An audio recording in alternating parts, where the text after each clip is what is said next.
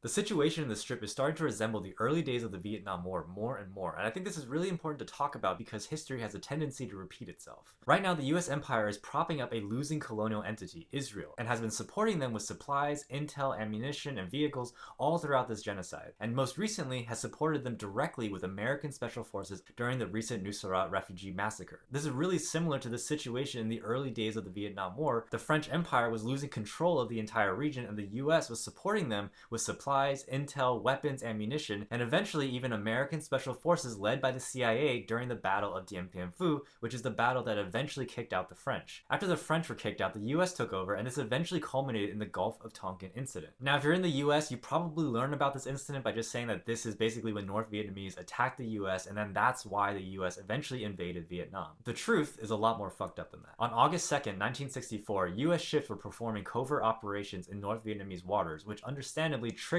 a response to the North Vietnamese. During the battle that ensued, one US aircraft was destroyed, one US ship was damaged, and no US personnel were killed. So this was a relatively minor event, all things considered. However, a couple days later on August 4th, the US lied and said that there was a second attack that never actually happened. And that fake attack was a justification that the US used to invade Vietnam and kill millions and millions of civilians over the course of the next few decades. And the reason that the US went through all that trouble to make up a reason to invade Vietnam was because they believed that if Vietnam fell to communism, that it was going to be a gateway for the entire region to fall to communism. And they were willing to do literally anything to stop this from happening. And this is very similar to the US's current position on Israel. As I often said, if there wasn't Israel, we'd have to invent one.